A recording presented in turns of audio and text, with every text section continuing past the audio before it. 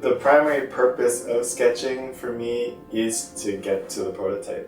It's probably one of our strengths is that we're not afraid of materials, and I think sometimes, learning about new materials is actually really challenging. All the electronics that you could possibly need, every tool, sewing, like every mode of fabrication, nothing preventing us from making prototypes. We just go for it. Sometimes product ideas come because we're like, this thing, like this electronic part is really interesting.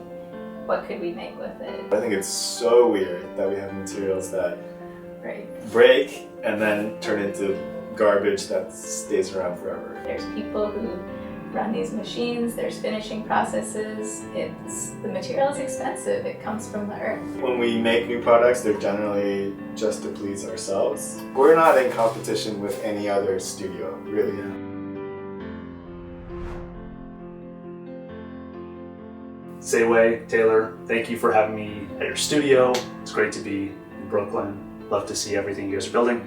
I have a lot of questions for you, but first we should back up and I want to learn how you two met and how you started your studio. Go, Taylor. So Che-Wei and I met in grad school. We were at a school as part of NYU, part of Tisch, called ITP.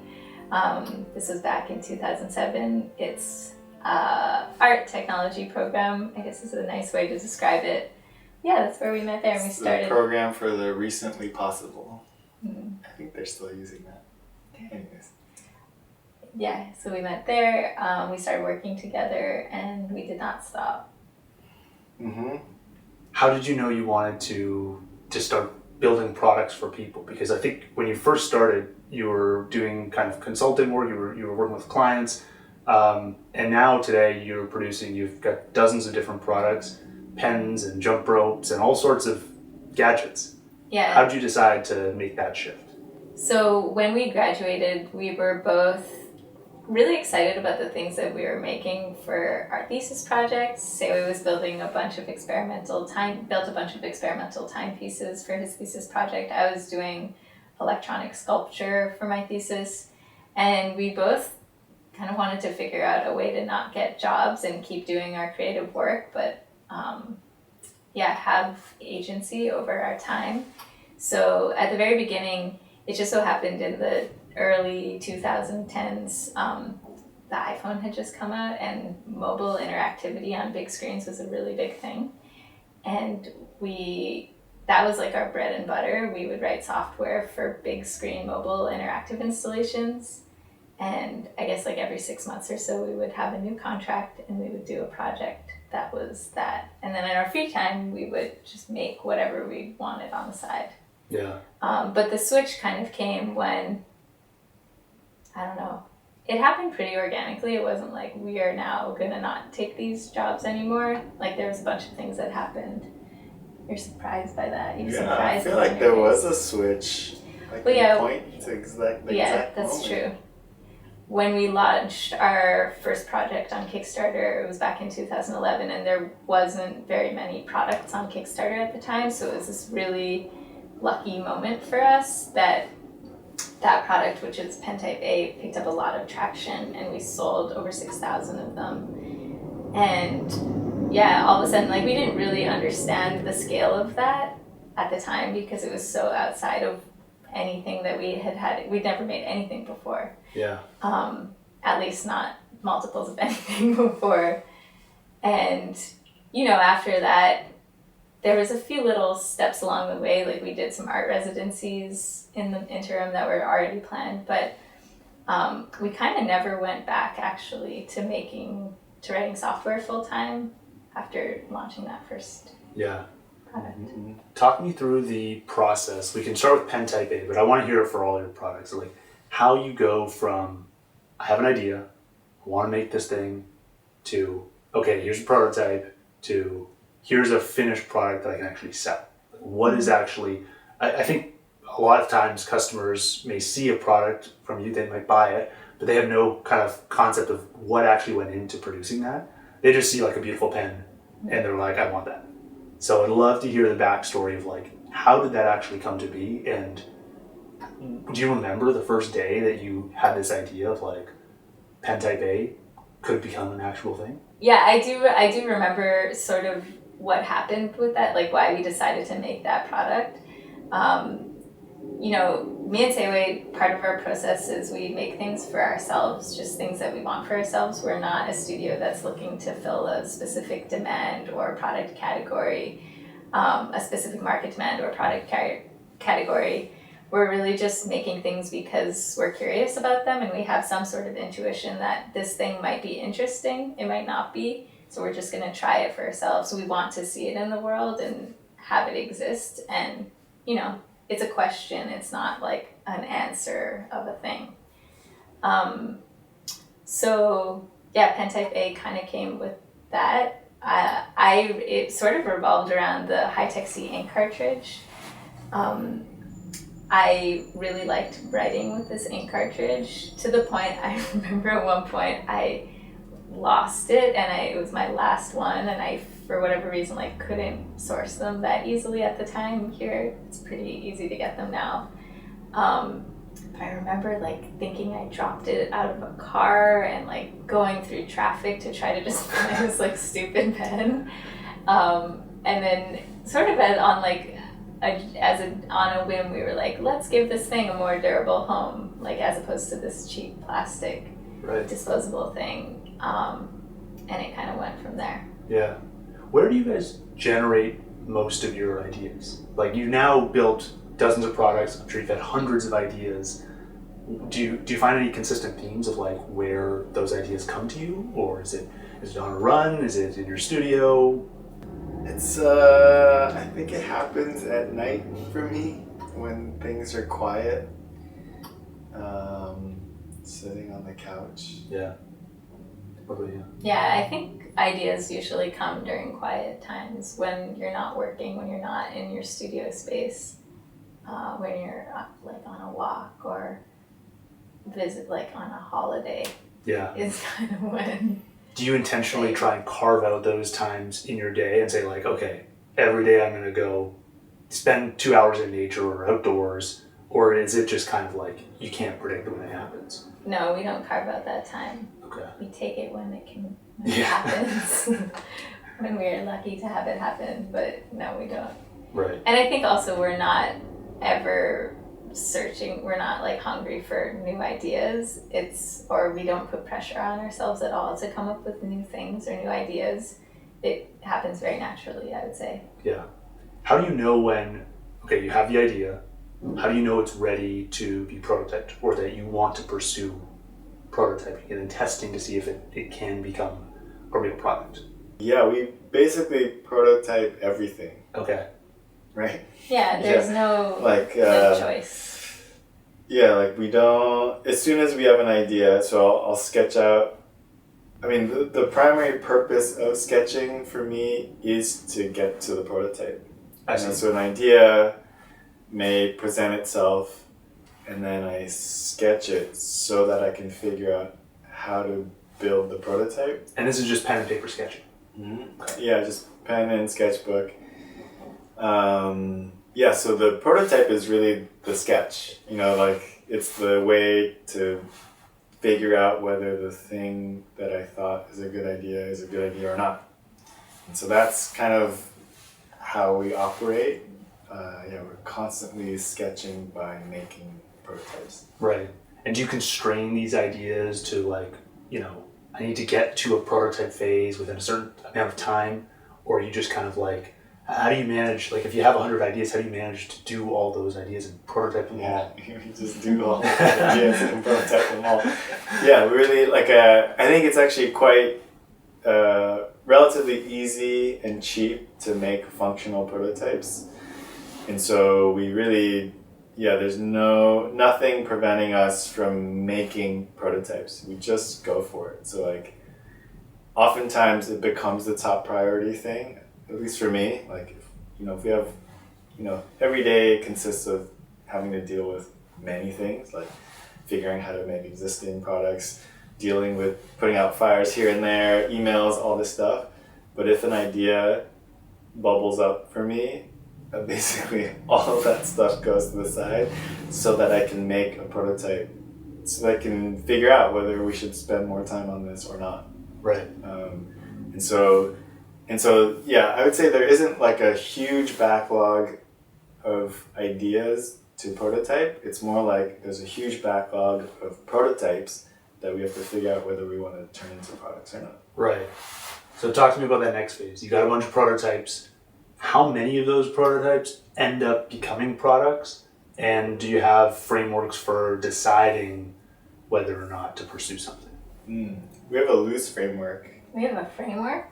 A very loose one. Huh. Our framework is... Does Taylor like it? Does Taylor like it or not? Yeah, we make a bunch of stuff. Our kitchen table, which is also our primary work surface, is usually littered with whatever current obsession is being prototyped. And once in a while, Taylor will look at something if I ask her to look at it. Otherwise, she just ignores it. Really? Yeah, usually you I won't pay say attention. anything until I force her to be like, "What do you think?" And then she'll be like, "Eh," or she'll be like, "Eh," and then after. Or I'll be like, that's really good. Once in a while, she'll actually more recently she'll be like, "Oh, that's actually a good idea," which will provide more energy in me to be like, "Okay, let's go, let's keep going." And that's ultimately it. It's like if a project, if a prototype or whatever project in its early stages runs out of steam, like basically nobody feels like we want to work on it anymore, then that's it. That's when the project dies. And so that's what I mean as a loose framework. It's just like there isn't like a formal process it goes through. It's more just like, are we excited about it or not? Mm-hmm. And that's it. If we're excited about it, it'll keep going. If it's not exciting enough, then it won't. And then once a product is live, is there a big... I imagine there's like a spectrum of results that you guys have seen, whether it's a total flop or like a huge hit. Like it's probably unpredictable on day one, but do you take that feedback and then decide whether or not to improve the product or change it or update it? Or because you have pen type A, type B, type C, is why create those next two? Was that like a response to feedback, or how did that go? No, I think when we make new products, they're generally just to please ourselves. Okay. Although we've had some great suggestions made by customers that have been incorporated into products. So, for example, pen type C, the flat bookmark pen, had a clip design that was working, but a customer suggested a different clip design, and we're like, that's a great idea, we should do that. And so we changed the design to suit their needs, and kind of worked out for a lot of people, I think. And so there is that kind of back and forth, but I'd say primarily, we're just in it, and both improvements within a product line. So even like pen type A has evolved quite a bit over the last however many years. Like, you can visually from maybe 10 feet away it looks the same, but if you look at the details, almost every part of it is different now. The way it's finished, the tolerances, even like the little parts and how they connect, they're all different because we're constantly trying to improve each product. Because every opportunity to like make a new production, so when we order these things, we order parts in like 1,000 or a few thousand, and each time we do that is an opportunity to like change something to improve it. So that's constantly happening. Yeah. You guys, I notice, have a lot of different materials in your studio, and it shows in your products as well. You have metal stuff, you have fabric-based stuff, you have plastics, and I find that a lot of times brands will focus on a particular niche, and they'll say, I'm going to build backpacks, and you kind of just do fabric stuff and you're just a backpack studio, or I'm going to build, electronics and just do that. Why take an approach of we're going to touch all these different materials and manufacturing methods? And does that kind of come from your backgrounds? Like, are you doing this because you have each kind of like pulled different insights from materials in your previous lives? How did you come up to that approach of like, we're just going to do everything? How did we come up with that? I don't It's think not it came up. intentional. Yeah, it's not Yeah. intentional. I think it's, it's probably one of our strengths is that we're not afraid of materials. And I think sometimes, learning about new materials is actually really challenging. A lot of our things are made out of machined metal because some of the challenges with making physical things are in a lot of ways easier with metal than wood, for example. So for me, at least, like that's kind of why I like working with metal. Once something that is machined, you can make it as precise as your drawing is, essentially. And no matter where it is in the world, it's always going to still be that shape. Yeah. Whereas with wood, it's like a whole other can of challenges. Not to say we wouldn't make something out of wood. We both have backgrounds kind of like a little bit from grad school, learning about electronics and a software background also. So those are just materials and areas that we enjoy and think are interesting, and they're incredibly powerful in terms of like what you can make out of them. So we draw a lot of inspiration, I would say, from materials, and sometimes product ideas come because we're like, this thing, like this electronic part is really interesting. What could we make with it? Right. But Yeah. I was gonna say, I imagine probably a lot of designers like to work with many materials. I think there's probably other forces at play that make studios focus on single products. Like you're saying, if you're if you kind of have a hit product that's a backpack, there's incentive to keep that line going, and you're well known for that, so then the customers expect that from you, and it's harder, I guess, to deviate from that. And I think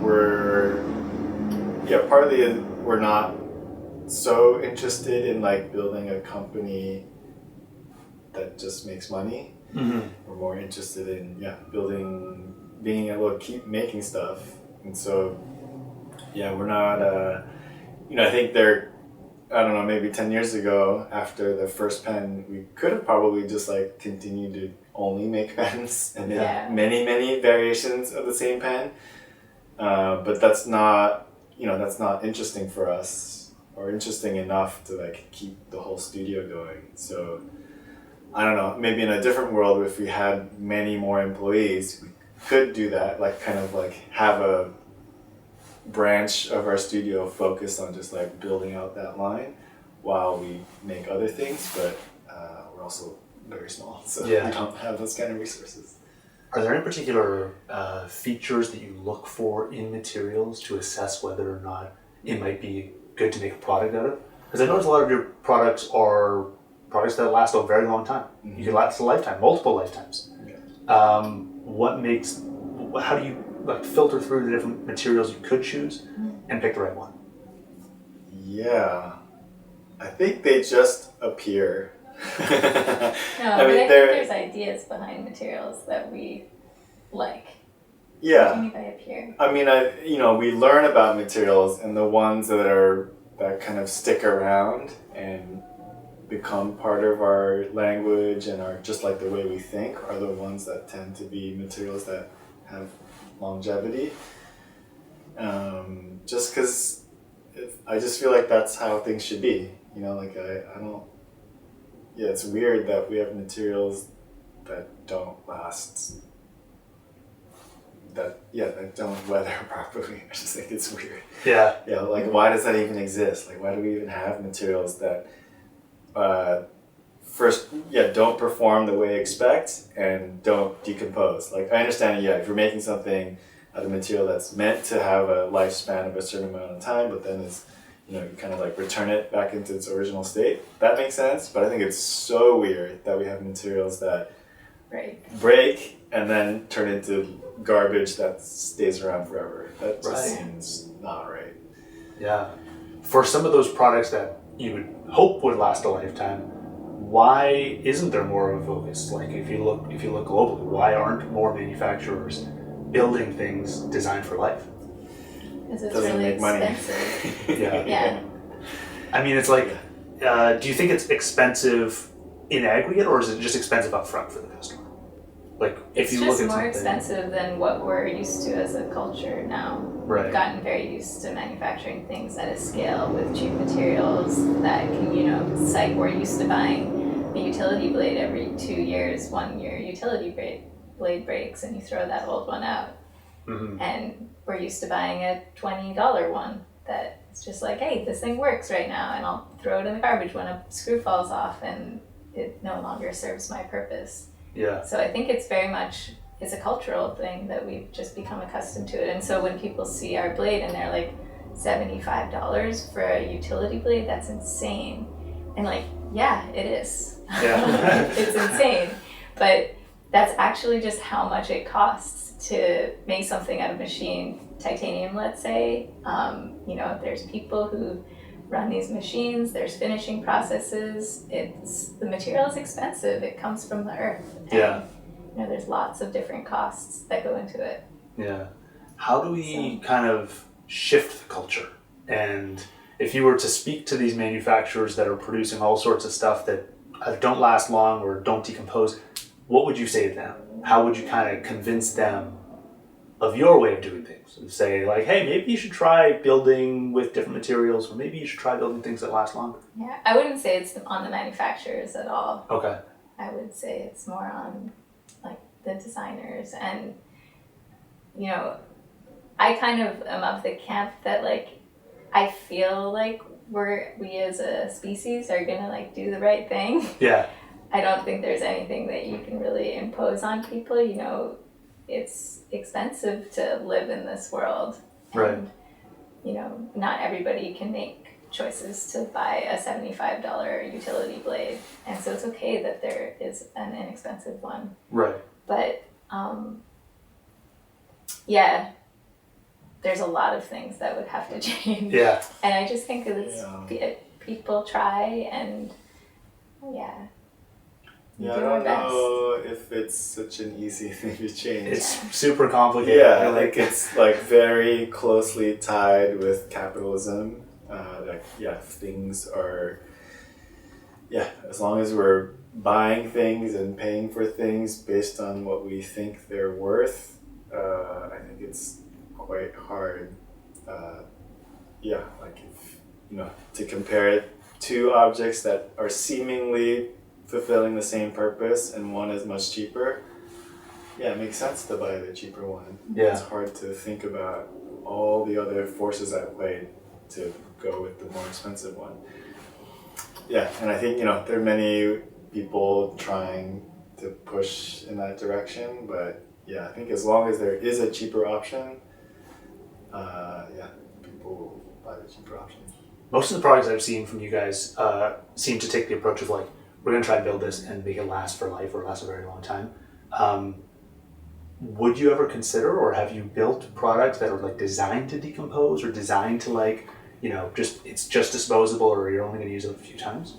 Mm-hmm. Yeah, that's a subject that interests us a lot thematically in our work. Solid State Watch is a project that intentionally does that. It's one of our favorite projects. It's a project a lot of people hate on the internet for a very good reason. Tell me more. People are just like, e-waste, that's like the worst hipster dumb shit I've ever seen. That's what people say about Solid State Watch, for a good reason. But the idea behind the project is we're taking the Casio F91 movement, which is a ubiquitous watch that you can buy for about $15 off the shelf. It works really well. But the thing that's special about it is the movement within it. It's been around since, I think, 1989, and the electronics and the technology within it has gone it's unchanged since then, which if you're comparing that to some of the electronics that exist in our world today, are just anything, like you don't have a VCR anymore, it's from the 80s, there's nothing that has not evolved and still works really well and has a very prominent role in use in terms of utility. Mm-hmm. That has been around for that long. So the project in a sense is very much a celebration of that movement. Like what we do is we cast we permanently enclose the electronics from a Casio movement in a transparent case. And when somebody buys one, they tell us what time they would like it to be set to. So we set it for them, and we have this process where we seal it up. So you no longer have the ability to change or adjust the time. You can't work the little LED on it anymore. And these things tend to last for like 10 to 13 years. So when you buy it, you're consenting to the idea of technological obsolescence. You know that, over time is going to drift, and instead of you having to adjust it yourself, or instead of relying on this like multi-billion-dollar infrastructure like your phone does, this thing is just this very beautiful self-contained kind of like ingot of timekeeping. It's like the material of time cast, Right. like an insect in resin. Yeah. And so you live with it like that, and you agree to that when you get one. You guys also touch both software and hardware. Why? And do you feel like you get benefits from being able to operate again in both domains? Yeah, I think we both love writing software. It's just so immediate. Like you can write like a tool that is helpful immediely. Like as soon as you compile it, it's like ready to go. And like scalable. And it's scalable. And so I think it's just like another way of making things that is very satisfying. And so we still do it. We still write software for fun, anytime like a little idea pops up. But I don't know if there's like a huge advantage to knowing both. It's more just like spreading our wings, like being able to make things that we want for ourselves. And software, it's just like a really big component of that. Mm-hmm. Some of your software projects, I know you have a 3D printed pendant lamp, and you have a few of those, and I believe they're all open source. And I think you've done that for a number of other projects. Why take this approach of open sourcing your software? I think open sourcing is really interesting. We also weren't so sure about it in the beginning because it's like, what benefit do we actually get from just like releasing stuff to the world? But I think, I don't know, for some things it just seems like the right thing to do. Especially software where you rely on a lot of other people's open source software. And so some of it's just the right thing to do. Like if you're relying on someone else's code, the terms are to also write code that is also open source. So part of it is just like maintaining that culture. But we've also are not, we don't really hold anything super secret. Like we're not trying to patent anything or prevent other people from making spin-offs off of the products that we make. There's like a pretty active community of people making their own solid state watches, and it's not like we don't own the idea.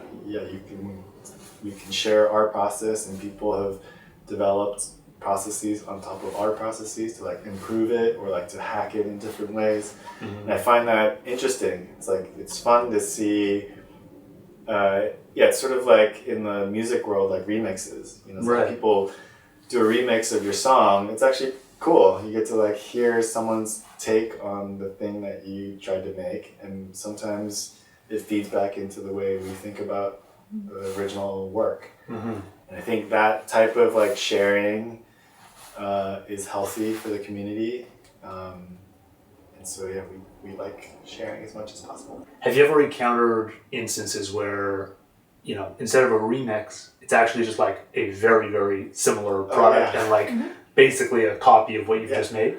And how do you deal with that? Because I think that would be something that someone who patents a product would say, this is why we patent it, and so we don't have to run into these issues. Right. Yeah, it's interesting. I think we've kind of gotten to a point, at least like within our practice, that we know that the things that we make are really difficult to make and really expensive to make. So if you want to copy one of our designs, like go ahead, but the person that's probably copying one of those designs like wants just like a quick way to make a buck. Right. And good luck with that, because like there actually is no quick way to make a buck. Yeah. Like it's not incredibly lucrative what we do in any way. And I think people are kind of realizing that at this point. Like I think our stuff is, I think there's Yeah. bigger fish to chase. Like, there's if you want bigger- to if you want to do that, make a quick there's, buck, like, go sell some crypto or something. Like, this is not the way to make a buck. Right. Yeah. And so, but I think in a sense that has like protected us. I don't think it has intentionally protected it. Like we didn't realize that would happen, but I've been thinking about this for the past few months actually, and realizing more that like, people don't copy our stuff Yeah. because it's not financially lucrative to do that. Right. It's just so hard to, because you're not only like copying the design of the product, but as you've shown me in your studio, you have all sorts of inventory. You have to buy that. You have to get the manufacturer. You have to find the manufacturer first, and you have to source all these.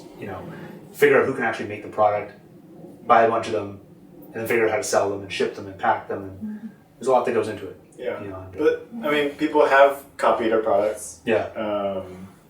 And there's some interesting things that happen around it. But I think when this happens not just to us but other products too. Like when you copy a product, you realize, how you want to make it cheaper, so then you cut corners. So then the product is no longer performs the way it originally performed, and that is somewhat problematic. It hasn't come to a point where people are.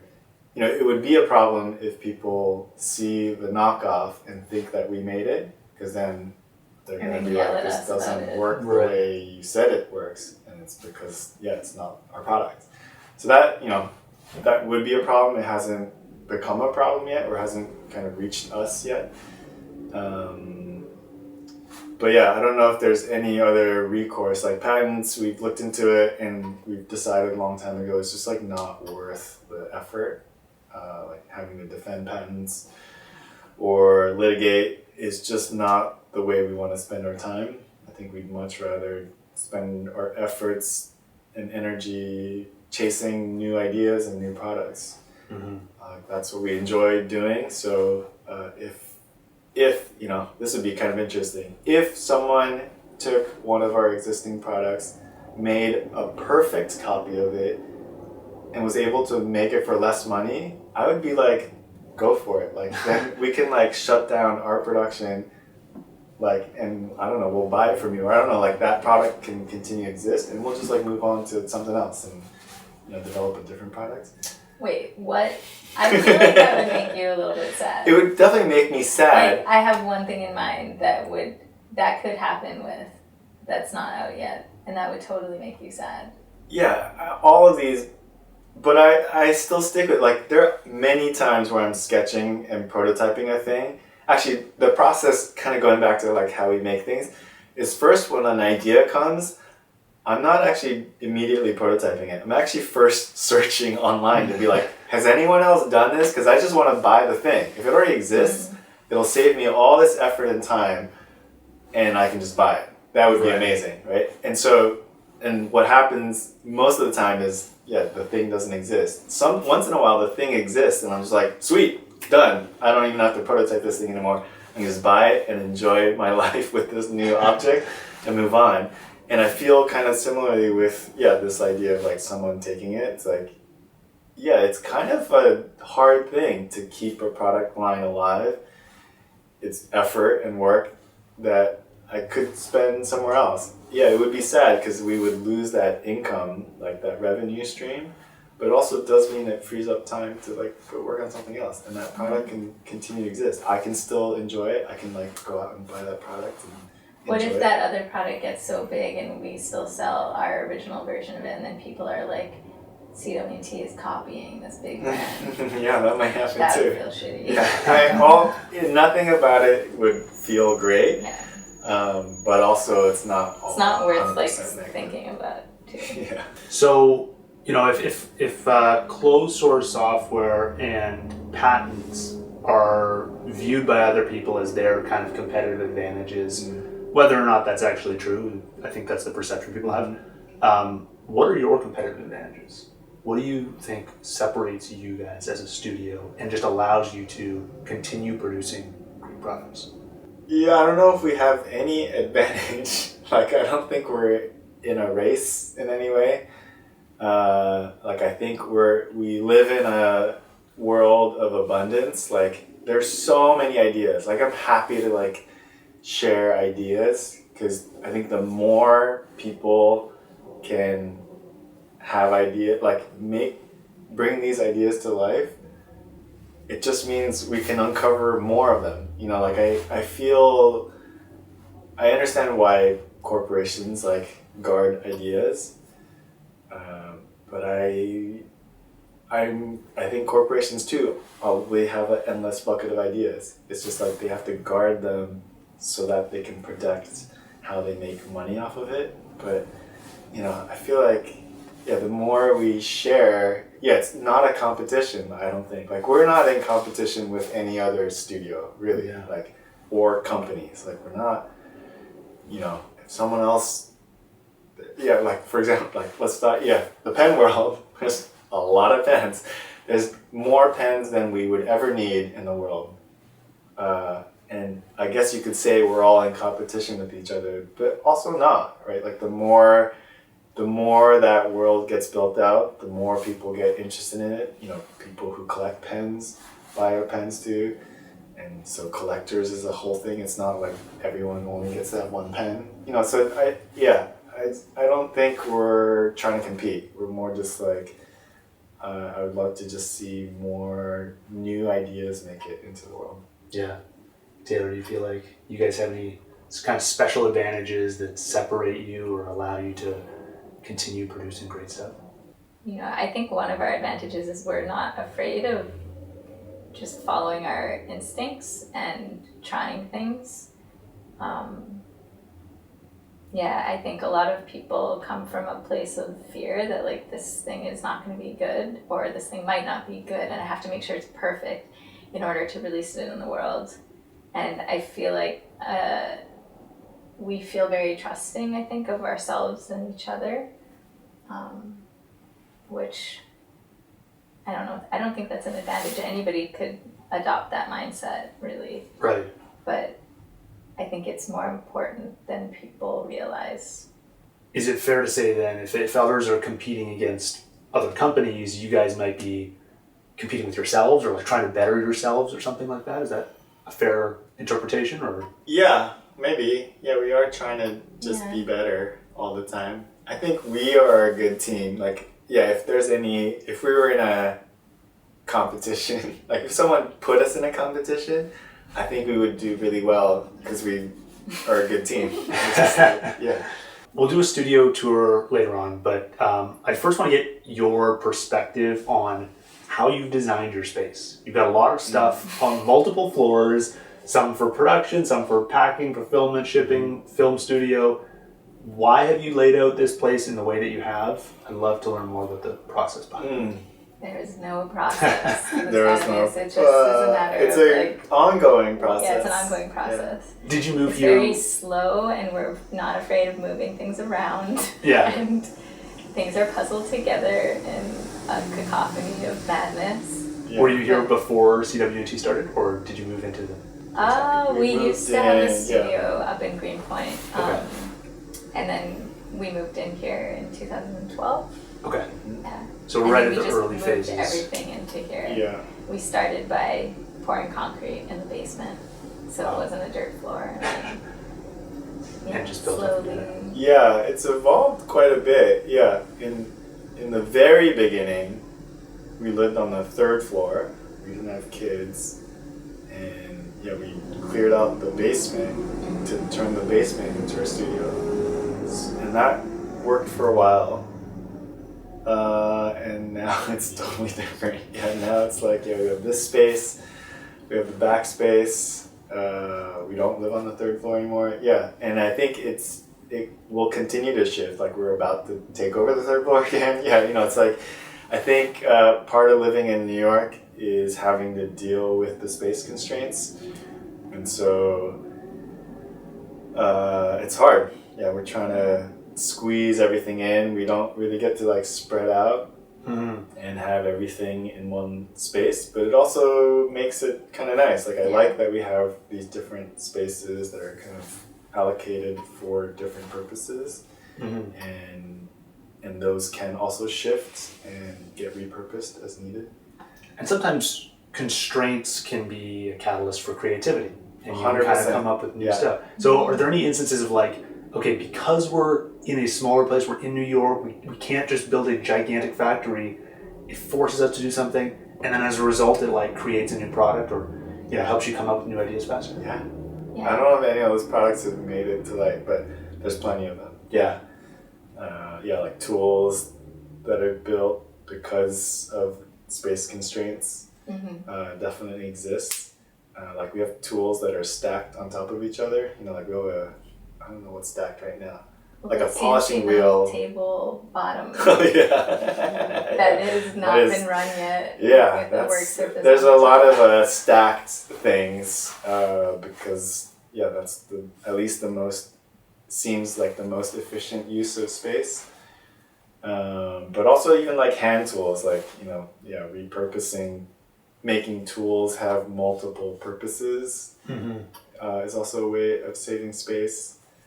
But also don't make furniture, probably not because you're sitting on something that we've made, but it's not been released in the world because just that idea of having big things to store it's like too much to overcome. Inventory would be a lot more difficult with furniture for sure. How do you think about what manufacturing tools, because you have a bunch of CNC equipment, you have sewing machines, you have all sorts of stuff for prototyping. How do you decide what to have in-house and when to like outsource? Also changing over time. Yeah, that changes over time. But I think we're not afraid to buy tools. I think it's very different to have access to tools to prototype with your own hands. We basically have every machine we could want to make things that we can think of. But these days, because of time and money, essentially, we do outsource a lot of prototyping so that we can move ideas faster, so we can like work on more things. But I think it's pretty.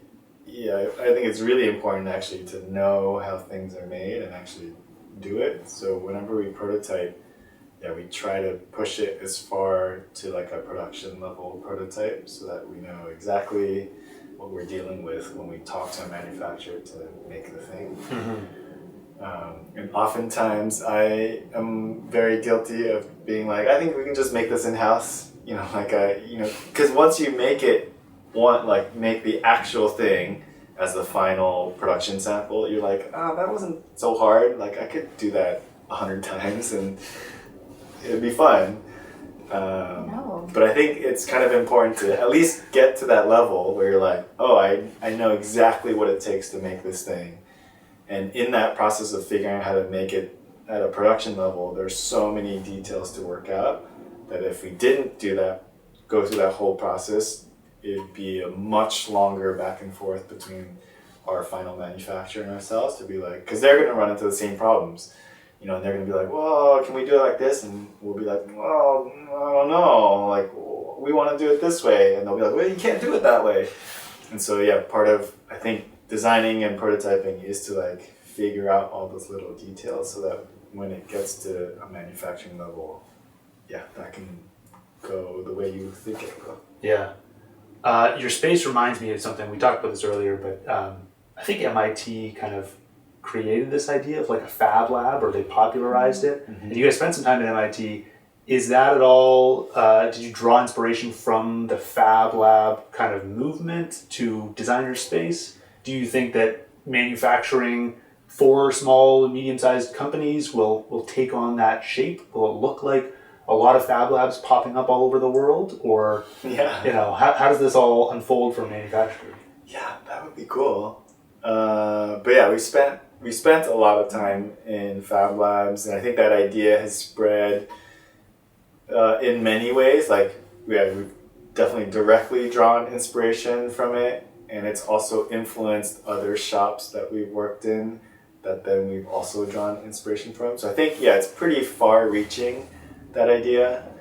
And I think the main idea is kind of how we've set up our workshop, like the idea that you can have an idea and have every tool you could possibly imagine to bring that idea to life very quickly. So that's, I think, the ethos, so like all the electronics that you could possibly need, every tool, sewing, like every mode of fabrication is sort of, is housed in one space. And that way of making, I think, is becoming more and more popular. Like I see, lots of institutions have fab labs. I see a lot of like design studios and even like manufacturing facilities having these like R&D fab lab-y spaces. And I think it's great. Yeah, I would love to see that happen more and more. Yeah. Are there any tools that you guys spend most of your day using? Where are you kind of, are they the same tools or are they different tools? Laptops. Yeah. I spend, probably most of my time on my laptop and 3D printing and sewing these days. Yeah. Huh. And then most of the other stuff, either you're outsourcing to prototype or you might use occasionally some of the other tools. Yeah, occasionally use the other tools, or send them out. One thing I noticed on your site and with your products is you have this universal labeling system. Can you talk to me about why you decided to have this and why is it important? About 8 years ago, we hired the studio Haraf, which has since disbanded. Carly Ayres, Andrew Herzog, and Nikki Tesla. Just using Nikki Tesla. Nikki Tesla, let's call him that. And they were just starting out, and we had a series of amazing kind of like working sessions with them, and they really understood who we are. And in a way that like we had a really hard time, we've always had a really hard time articulating brand in words. It's more like, we don't know what our brand is. Here are the things we make, you decide. And so, they kind of came to us with this proposal, like, let's, instead of giving you a mark, let's instead use this identity system, which you can decode it, and everything, the identity system is like a series of letters and numbers that say like when something was made, what materials it's made out of, what are the tolerances of those materials, what purpose it is for, like what world it lives in. Just there's information about it, and then everything has a color too associated to it, a random color. And we have a website that we go on to, and we generate every time we have a new idea. It's like one of the first things we do is we upload it to this labeling thing, and we get our code from it. Cool. And does that help you kind of keep track of ideas or organize them internally, or is it just a labeling system for customers to know what they're getting? I don't know. It's both. Yeah, we use it internally. I mean, the whole idea is to just like tag everything associated with that project with the label, so that it's all together in one place. Yeah.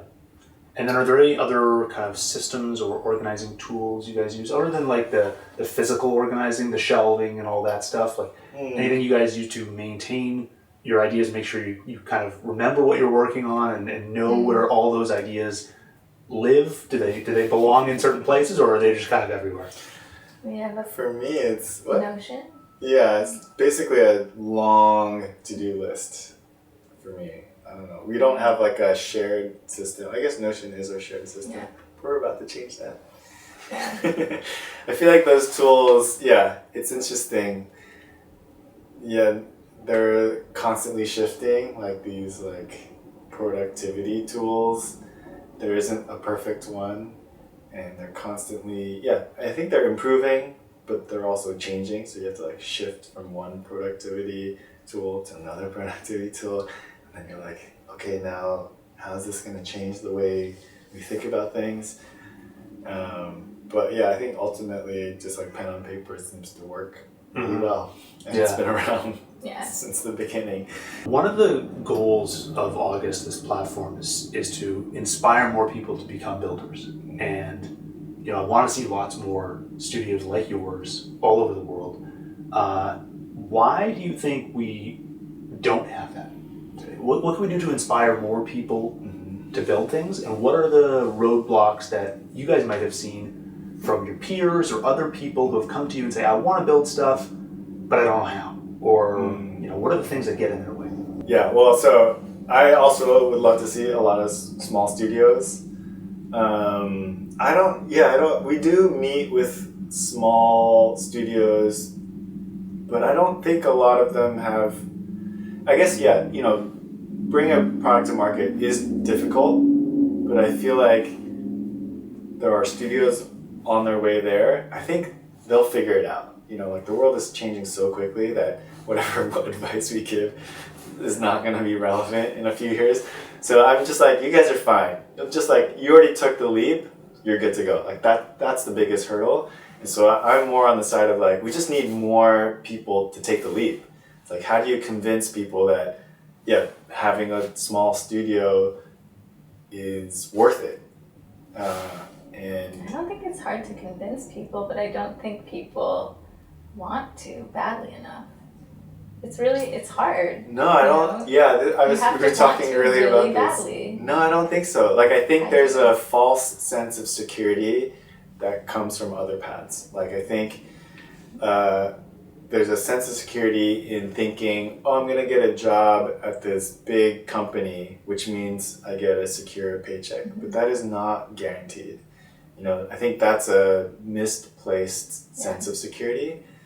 And that's what I mean. I want to convince, partly I can't take responsibility for people making whatever choice they make, but people should know that maybe it's hard and feels risky to start your own small entrepreneurial design practice.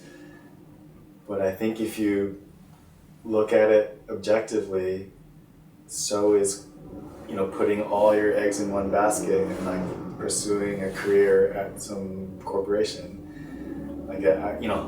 And I think it's less fun also. I don't know. Like, I think, there's many forces at play. If you go it on your own, you might not make as much money. You're not going to necessarily get health benefits. I don't know, it depends where you live in the world.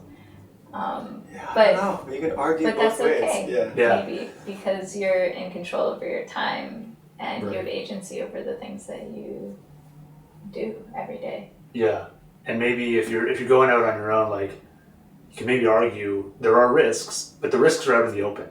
And you know what those Right. risks are. Yeah. Whereas, like, I think what you're saying about, a large company is like, you don't even know where the risks are. Right. You might have been told there are none. Right, yeah. But they're hidden away there. Yeah, Somewhere like there. you probably won't even know the company is going bankrupt until the day before they fire you. And you're just like, that sucks. Yeah. I don't want that in my life. Yeah. And I think, and likewise, like, it is maybe higher risk in theory to like start your own thing, but the payoff can also be enormous, both from like a life fulfilling way and also financially. Like, there are hardware startups too that blow up and become $1 trillion company. That can happen. What do you guys think about when you look forward at the next decade of CW&T? What are your goals, and how do you think this studio evolves? I thought we had this like top of mind stuff, our goals. I think my goal, I don't know if it's our shared goal, but I thought it was, is primarily to keep doing what we're doing. Like, keep putting out products. Our lifetime is pretty limited. We have like maybe 40 years left in our lives if we're super healthy and everything goes well. That's actually not that much time, right? I think about this a lot. I'm like, at our current pace, that just means like 40 projects, like 40 good ones. There's plenty of like little side projects, but really it's like 40 projects.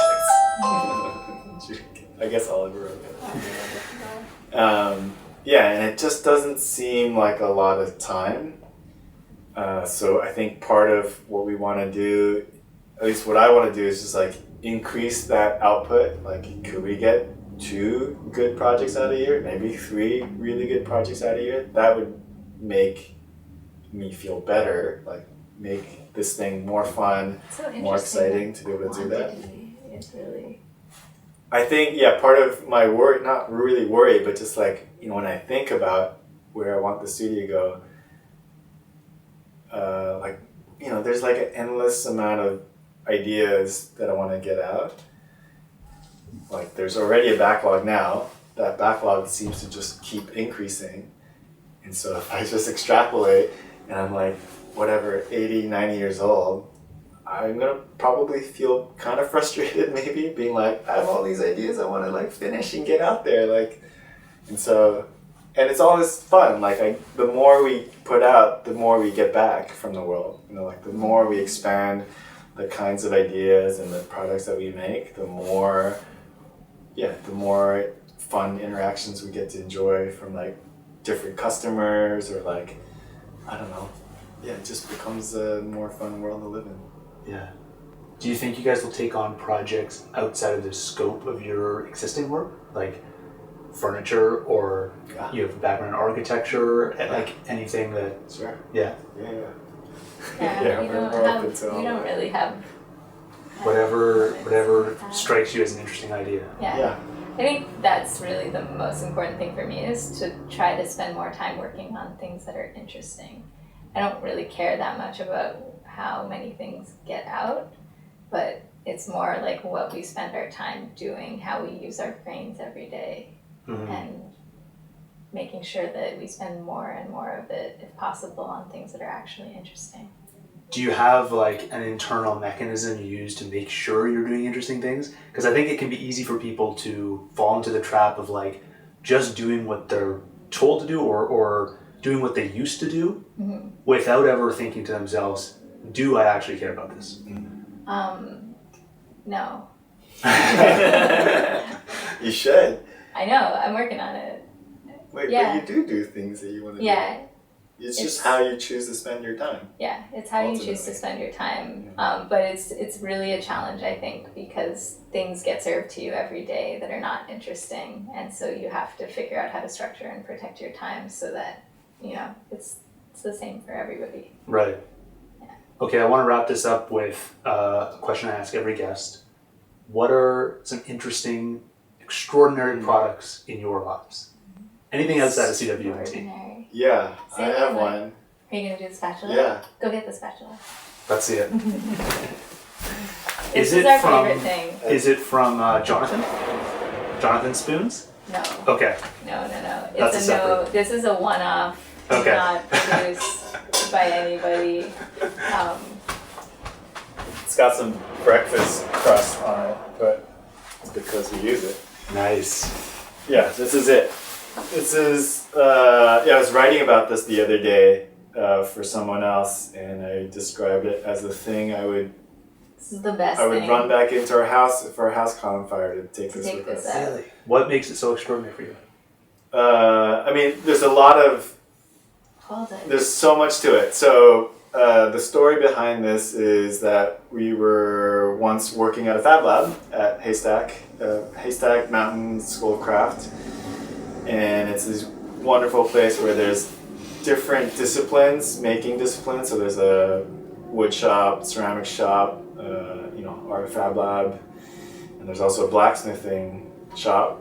And I love metalworking. I've worked in metalworking a lot, and when we were at Haystack, one of the shop techs there, I think his name was Pharrell, was doing a demo, essentially like hammering out a spatula, but like really working on it. It was more like I think he started it as a demo, but then like He's went like, on "Oh, and I finished like it. this thing." Yeah, like worked on it for a few more days to finish it. And for the 2 weeks that we were there, I like observed him. Like, he would be like sanding it one day, another day he was like hammering it. And I was like, I really want that spatula. Like, when you're done with that, I want it. Like, tell me how I can have this spatula. And I just like, I was very, very persistent. I think to the point where maybe it was annoying, but I think enough people around him observed that I was begging for this thing that I think they all peer pressured him to then give it to me. And yeah, we've been using it since. It's more than 10 years where we use it literally every day, every meal. 3 times We're a using day. this on our cast iron pan. And what's really nice is that it's just partly, the main thing is that it's the right size. Like it's not like a huge spatula, and it's also very hard. Like you can like chop stuff just by going like this. You can scrape your pan with this. Right. When you set this on a flat surface, this That actually doesn't doesn't touch the table. Oh, So you cool. can like set it down properly. Yeah, It's the best it's specs. it's got every Great tool. feature that we want, and also it's kind of nice to know that it was like made by hand, and that this is the only one that exists. That's amazing. In theory, So this maker never decided to pursue that and build more? he chops trees now. Yeah. He's like a forester. Very cool. But has incredible skill with blacksmithing. So I'm sure he can return it to it anytime he wants. Yeah. Taylor, what about you? That's my thing too. Yeah. That's Favorite really product? my thing. Yeah. I don't like Che-Wei is more of a person who likes stuff. Yeah. I don't really like things that much. Yeah. I would say. Would you say that? Yeah. Yeah. I don't know if I guess I appreciate things. We don't have a lot of. Yeah, I appreciate things when there's like a good thing that comes around. Yeah. But generally they're one-off handmade things. Right. Like a ceramic cup that I really like, or Yeah. yeah. Very cool. Well, listen, thank you guys for taking the time. Thank you for Thank inviting me you. to the studio. This was a lot of fun. Yeah. Keep up the great work. Cool.